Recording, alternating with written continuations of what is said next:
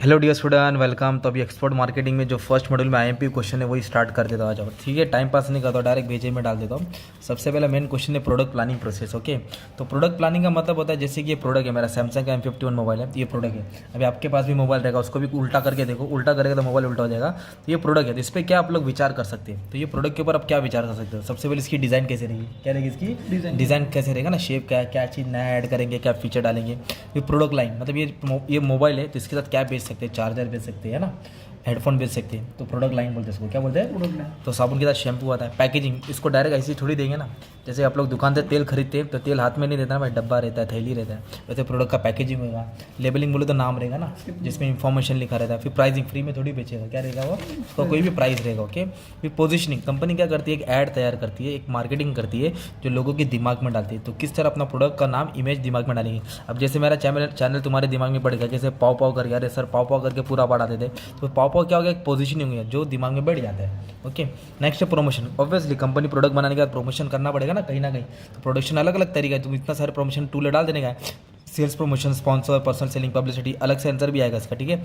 Warranty देंगी, warranty मतलब assurance होता है, भरोसा दिलाती है कंपनी कि जो भी हम प्रोडक्ट बेचे वो अच्छा है, टिकेगा, चलेगा, कुछ भी नहीं होगा, खराब भी होगा तो आके दे दूंगा, बना दूंगा तुमको। ओके, और एक होता है ब्रांडिंग डिसीजन। फिर कंपनी अपना प्रोडक्ट का ब्रांडिंग कैसे बनाती है, मतलब ब्रांडिंग बोलते हैं कि इमेज बना देती है।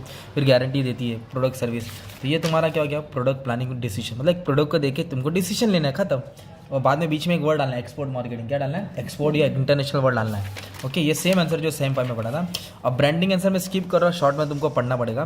ब्रांडिंग का मतलब क्या होता है, एक नाम देना, प्रोडक्ट को इमेज देना, ब्रांडिंग देना। जैसे कि एक एग्जाम्पल, इंडिविजुअल नेम।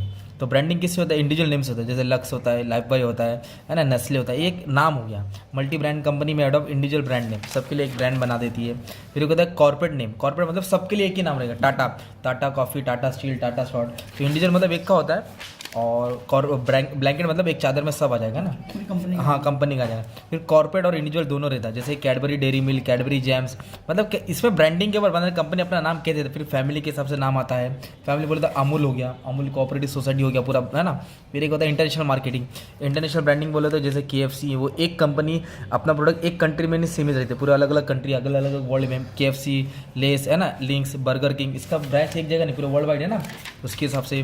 फिर एक होता है फाउंडर के हिसाब से नाम आ जाता है। कोलगेट एक बंदे का नाम है तो उसका नाम से ही कंपनी चली। फोर्ड कार है, एक नंबर ऐसा है। फिर नंबर के हिसाब से नंबर आ जाता है, 501 सिगरेट होता है ना भाई। फिर नंबर, नाम और नंबर, 7 o'clock, है ना। तो इस तरह कंपनी अपना ब्रांडिंग नाम वर्ड बनाती है, इमेज बनाती है। तो एकदम इजी आंसर है, जो सेम फाइव में तुमने मार्केटिंग आंसर पढ़ा था वही रिपीट कर देने का है। ओके, सिर्फ इसमें एक वर्ड यूज़ करना है, एक्सपोर्ट। क्या वर्ड यूज़ करना है, एक्सपोर्ट वाला। अभी सबसे मेन आंसर है पैकेजिंग। देखो, आप लोग जब माल एक्सपोर्ट करेंगे या इंपोर्ट करेंगे तो गुड्स को ना बहुत जगह से गुजरना पड़ता है ना। पहले रोड से गुजरना पड़ेगा, हो सकता है रेलवे से भी गुजरना पड़ेगा, शिप से जाना पड़ेगा, एयरवे से। तो प्रोडक्ट डैमेज हो सकता है, तो उसको बचाने के लिए अपनों को पैकेजिंग करना पड़ेगा। क्या करना पड़ेगा, पैकेजिंग। मतलब कुछ भी प्रोडक्ट खरीदो, देखो ऑनलाइन मंगाओ तो एकदम प्रॉपर पैकिंग आता है। ओके, डबल पैकिंग आता है। तो पैकेजिंग क्या करता है, गुड्स को प्रोटेक्ट करता है, तुम्हारा जो भी अंदर की चीज़ है उसको डैमेज होने से बचाता है। क्वालिटी भी खराब नहीं होने देता ना। अगर पैकिंग नहीं रहेगा तो क्वालिटी खराब हो जाएगी। अभी जैसे कि आपने कोका कोला मंगा, ऊपर का ढक्कन नहीं है तो पूरा गैस उड़ जाएगा, तो मजा नहीं आएगा ना पीने भाई। तो प्रमोशन रहेगा, तो जितनी अच्छी पैकिंग रहेगी उतना अच्छा प्रमोशन होगा। ओके, और बायर स्पेसिफिकेशन मतलब बंदा पैकिंग देख के पहचान जाता है कि मुझे ये वाला साबुन चाहिए, संतूर है सफरान कलर का है, लाइफ बॉय लाल कलर का था ना। तो बंदा पैकिंग देख के पहचान जाता है प्रोडक्ट को ना। फैंटा है तो लाल कलर है, अरे ब्लैक है तो थम्स-अप या कोको कोला है, व्हाइट में है तो ये तुम्हारा ये रहेगा ना, क्या बोलते हैं, अलग अलग रहेगा, ठीक है। फिर कंज्यूमर प्रेफरेंस, कस्टमर किसको प्रेफर करता है, जितनी अच्छी पैकिंग है कस्टमर उसको ही प्रेफर करेगा। जो विदाउट पैकिंग है, जिसकी पैकिंग नकली है, कस्टमर उसको देखता भी नहीं है। और फिर डीलर को भी अच्छा रहेगा, जेठालाल को भी समझाने अच्छा रहेगा ना, प्रोडक्ट की पैकिंग है तो इन्फॉर्मेशन रहेगा, तो इन्फॉर्मेशन सप्लाई करके कस्टमर को दे सकता है। कस्टमर को भी ऐसा है, प्रोडक्ट रीड करके समझ आएगा कि लेना है कि नहीं लेना है। और जितनी अच्छी पैकिंग रहेगी you can command higher price, बाहर से ज़्यादा प्राइस ले सकते हैं। और पैकेजिंग क्या करता है, क्वालिटी को बचाता है। तो पैकिंग के ऊपर आंसर पढ़ने का बच्चा एकदम ईजी है, वो नोट्स में लिख सकते हो। ओके, पैकिंग रीयूज़ भी कर सकते हो। जैसे कि तुमने क्या किया, 5 लीटर का तेल का डब्बा लिया, वो डब्बा फिर डब्बा यूज़ किया, डब्बा हो गया, फिर बच्चे लोग, फिर पब्लिक क्या करती है, उसको काट के बाथरूम का डब्बा बना देती है, रीयूज़ हो गया ना उसको, ये सब हो गया। तो पैकेजिंग का कुछ भी आंसर है ये उठा के डाल देना। ओके, पैकिंग हो गया।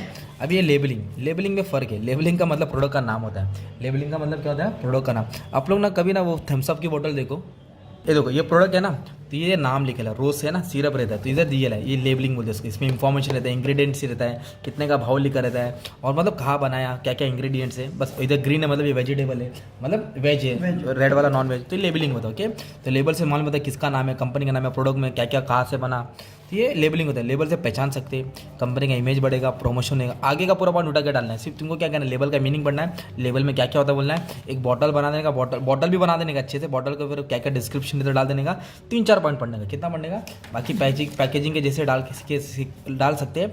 और इसमें ट्रांसपोर्टेशन में भी ईजी हो जाएगा ना, कि आपको मालूम पड़ेगा कि अगर ये कैसा प्रोडक्ट, अगर अंडा है तो उसको किस तरह सप्लाई करना है, वजन वाला चीज़ तो किस तरह किधर भी उठा के फेंक सकते हैं, कांच का चीज़ है तो ट्रांसपोर्ट में भी ईजी रहेगा ना। लेबल से मालूम पड़ता है कि अंदर क्या है, लेबल रहेगा तो फिर परचेज डिसीजन भी इजी होगा ना, कस्टमर को समझ में आएगा कि मैं क्या चीज़ खरीदा और मेरे को क्या यूज़ में आएगा कि नहीं आएगा। ओके, तो परचेज डिसीजन भी आसान हो जाता है। और लेबलिंग से फिर मालूम पड़ेगा कि प्रोडक्ट का कैसे यूज़ करते हैं। जैसे कि ये केश काल आता है ना, बाल में लगाने वाला, बुड्ढे लोग सफ़ेद करते हैं, तो उसको निकलते खोलो निकालो डालो लगाओ है ना, तो लोग करके दिखाते हैं एग्जाम्पल करके। और कस्टम क्लियर है, कस्टम मतलब होता है कि जब बॉर्डर क्रॉस होता है ना इंपोर्ट एक्सपोर्ट में, शिपिंग से, तो कस्टम क्लियरेंस के लेबल चेक किया जाता है कि कौन सी चीज़ है, कुछ गोला बारूद तो नहीं लेके जा रहे है ना, हाईली इन्फ्लेमेबल प्रोडक्ट तो नहीं लेके आ रहे, हाँ जो बोला वही तो है। तो ये तुम्हारा होता है लेबलिंग, लेबल के ऊपर या फिर पैकेजिंग, दोनों में से एक आंसर आएगा। पर एक मेन आंसर है प्राइसिंग, ये वही आंसर है भाई जो तुमने सेम 5 में पढ़ा था, डिक्टो सेम है। जिसको याद है कमेंट कर देना। मतलब आप लोग गुड्स को एक्सपोर्ट कर रहे हैं फॉरेन मार्केट में, तो फ्री में थोड़ी बेचेंगे भाई, अपन ने चैरिटी थोड़ी चाहिए, बीइंग ह्यूमन थोड़ी की है, तो अपन क्या करेंगे, माल बेच के उसका पैसा लेंगे। तो जो पैसा चार्ज करेंगे, मान लो अगर मैं मोबाइल बेच रहा हूँ या पेंसिल बेच रहा हूँ, कुछ भी चीज़ बेच रहा हूँ, तो उसका एक प्राइस रहेगा। तो प्राइस किस पे डिपेंड होता है, 2 फैक्टर, एक इंटरनल फैक्टर और एक एक्सटर्नल। इंटरनल मतलब कंपनी के अंदर और एक्सटर्नल मतलब कंपनी के बाहर। तो कंपनी पहले कॉस्ट देखेगी, मटेरियल, लेबर, ओवरहेड। अगर मेरे को प्रोडक्ट जब मान लो एक पेंसिल पे खर्चा मेरे को 3 रुपये आ रहा है, ओके, और मुझे 3 रुपये कमाना है, तो 3 और 3 कितना हो गया, 6, मतलब मैं 7 का बेचूंगा। कितना का बेचूंगा, ट्रांसपोर्ट ऐड करके। तो कॉस्ट कितना है, उस पर प्रॉफिट ऐड करूँगा। Objectives of the firm, objectives का मतलब क्या होता है माने में, क्या अगर फर्म को गुडविल कमाना है, क्या कमाना है, नाम कमाना है, तो प्राइस कम रखेगा। अगर प्रॉफिट कमाना है तो प्राइस क्या रखेगा, ज़्यादा। तो डिपेंड करता है कंपनी का गोल क्या। इमेज, अगर कंपनी का इमेज बड़ा है, नाम बड़ा है, तो प्राइस भी ज़्यादा चार्ज करेगा। कंपनी का नाम छोटा है, कुछ इतना जानते पहचान नहीं देते, तो ज़्यादा प्राइस चार्ज करके मतलब नहीं है, company will charge low price, है ना। क्रेडिट पॉलिसी, उधारी का टाइम, कंपनी उधारी अपना प्रोडक्ट पे उधारी कितना टाइम में दे रहा है, 30 दिन दे रहा है, 45 दिन दे रहा है, 60 दे रहा है, 90 दे रहा है, उसके हिसाब से प्राइस फ्लक्चुएट होगा। ओके, कॉस्ट बोले तो बनाने का खर्चा है ना, आप वो डाल सकते, material, labour, overhead, marginal cost का डाल सकते हैं। फिर प्रोडक्ट, तुम्हारा प्रोडक्ट कैसा है, अगर तुम्हारा प्रोडक्ट प्रीमियम है तो प्राइस भी ज़्यादा रहेगा।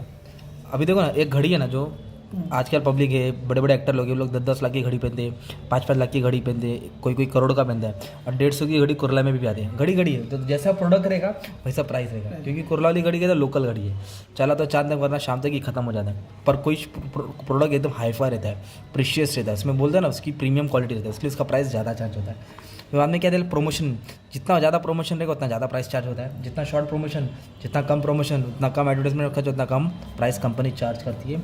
और लाइफ साइकिल, तो लाइफ साइकिल मालूम है ना, पहले प्रोडक्ट लॉन्च होता है, इंट्रोडक्शन होता है, फिर ग्रोथ होता है, ग्रोथ के बाद क्या होता है मालूम है क्या, फिर उसको मैच्योरिटी मिलता है, डिक्लाइन होता है। तो ये स्टेज पे प्राइस ज़्यादा रहता है, जब ये स्टेज पे प्रोडक्ट आता है उसका प्राइस क्या हो जाता है, कम हो जाता है। तो डी साथ ही internal factor that affect the pricing, 4-5 point पढ़ लेने का। एक्सटर्नल फैक्टर मतलब होता है दुश्मन, मेरा दुश्मन पेंसिल 8 का बेच रहा है, तो मैं 9 का बेचूंगा या 7 का बेचूंगा, कंपटीशन में रहने के लिए। कंज्यूमर, अगर कंज्यूमर हाई फाई है, बंगले में रहता है, बिल्डिंग में रहता है, उसकी सैलरी अच्छी है, परचेजिंग पावर स्ट्रॉन्ग है, we will command high price. Customer बेचारा गरीब है, मिडिल क्लास है, तो क्या प्राइस चार्ज करेंगे, कम। डिपेंड करता है, ज़्यादा डिमांड हो तो ज़्यादा प्राइस, कम डिमांड हो तो कम।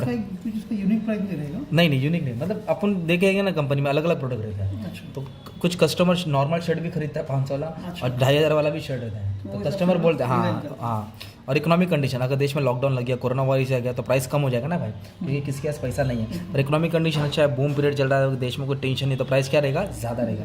तो this are the factor that affect the price, internal और एक्सटर्नल फैक्टर। एक ही आंसर पढ़ने का है। और मेन बात क्या, अभी ये रेफरेंस वाला नहीं पढ़ना है। और सबसे मेन बात क्या है ना, इधर बच्चा 8 मार्क का सम आएगा, 2 आंसर लिखना है, एक सम पढ़ लो भाई।